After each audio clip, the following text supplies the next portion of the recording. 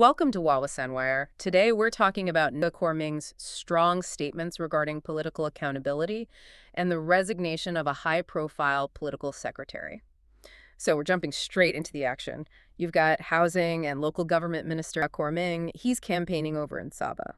Right, and he's not just there for a standard speech. He's in front of a pretty big crowd, something like 800 people. Exactly. And he's not just talking about policy. He's there to deliver a really powerful message about the government's anti-corruption stance. He was really trying to prove that this administration is playing by a different set of rules. And the proof he used was, well, it was very strategic. Extremely. He specifically brought up the resignation of Shamsul Iskandar, who is, the senior political secretary to the prime minister. That was his Exhibit A. Exhibit A. So for him, this wasn't some scandal they were trying to hide. Quite the opposite. This was evidence. He was basically saying, look, we have zero tolerance and we don't do cover-ups.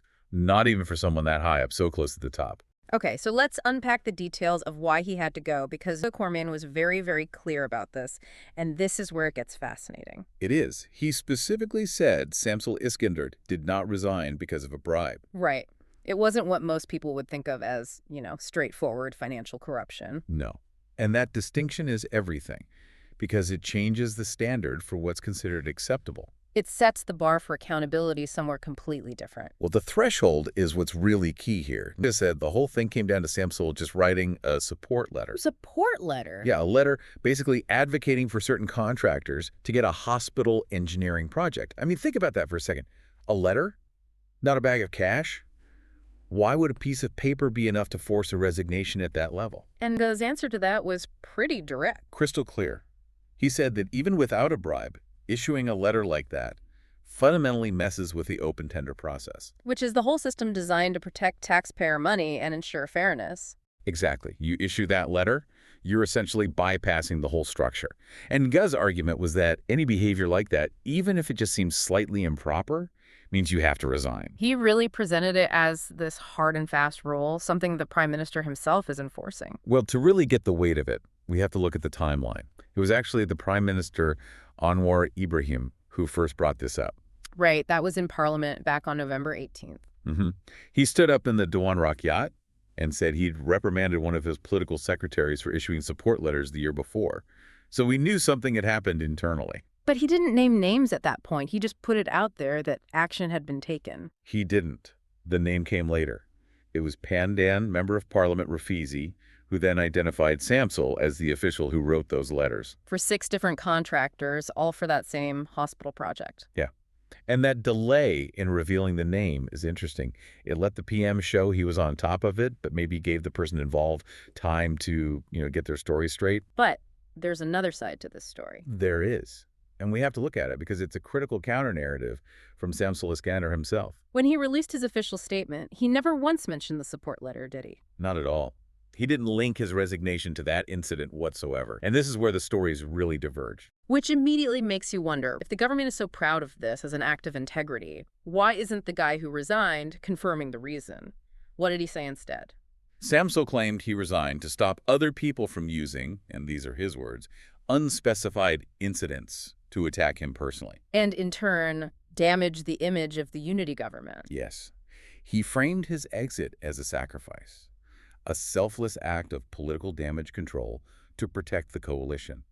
You have to remember, this unity government is a delicate alliance. It can't afford big internal scandals. So you're presented with 2 completely different narratives. On one hand, Govt Ming says this is firm, zero-tolerance accountability over tender rules. And on the other, Shamsul says it's a voluntary exit to protect the coalition from some vague outside attacks. And this is where you, the listener, have to really think. Does this sound like a genuine policy being enforced, or does it sound more like a well-managed political exit? An exit designed to, neutralize a problem without anyone having to admit direct guilt for the support letter incident? It really highlights that tension between policy and pure politics. Absolutely. A swift resignation can be a powerful tool. It sends a strong message of integrity. For Shamsul, it provides a much softer landing, a more dignified exit than being publicly fired for an administrative breach.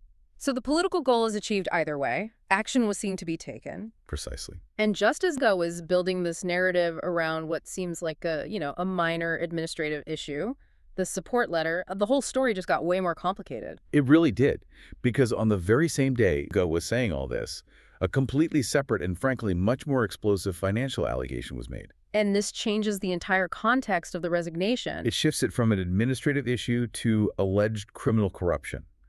This came from Albert Tay, who's a known whistleblower in that Sabah mining permit corruption case. And he made a very direct and very serious accusation against Shamsul Iskandar. Very serious. Tay claimed he spent over 629,000 ringgit on Shamsul. Let's just pause on that number. Over 629,000 ringgit. In our context, that's a huge amount of money. It's a life-changing sum. We are so far beyond a simple support letter here. This is a major financial allegation. And what was the money supposedly for? This is the really damning part.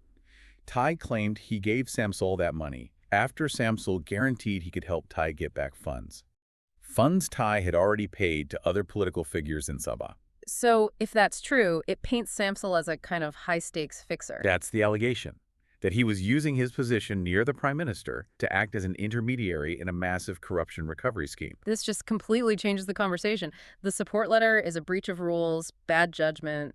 This other allegation, it's systematic abuse of power for huge financial gain. The difference in severity is astronomical, and it puts the government in a very difficult position. How do you even manage that? On one hand, you have this internal, provable administrative failure. On the other, this massive criminal allegation drops from an outside source on the same day. Well, look at what they did. Govt Ming, in his speech, focused almost entirely on the support letter because that was something they could control. It was a proven internal issue they could act on immediately. It let them control the narrative to say, see, we take immediate action. And the 629,000 ringgit allegation, on the other hand. That's a huge claim from a whistleblower. It would require a long, complex investigation by agencies like the Malaysian Anti-Corruption Commission. You can't get a quick political win from that. So, for the public optics, the fast, decisive action on the letter is much more valuable. It is, but it leaves the public trying to figure out what's really going on. Mm-hmm. Do you accept the official story that this was all about the slightly improper behavior of a support letter? Or do you look at this massive financial claim and wonder if the resignation was really about getting ahead of a much bigger scandal that was about to explode? Was the letter just the easiest excuse? At the end of the day, it's possible Govt Ming used the outcome to make his point, regardless of the real trigger. The resignation happened, and that was the core of his message. Exactly. He argued that the resignation itself proves the government is serious. An official's integrity was questioned, and that person had to step aside immediately. The message is that there are consequences. And that's a key part of their political messaging right now. They're trying to show that any action that compromises public trust gets dealt with swiftly. The message to everyone in the administration is pretty stark. Whether it's a piece of paper, messing with a tender, or an alleged 600,000 ringgit scheme, the result is the same. You're out. So that leaves us with a final thought for you to think about. Does a politician's quick resignation, whether it's forced because of a policy breach or, it's voluntary to control political damage, does that really solve the underlying problem? Or does it just shift our focus away from the serious allegations without getting to full criminal accountability? Which is the bigger danger in the long run?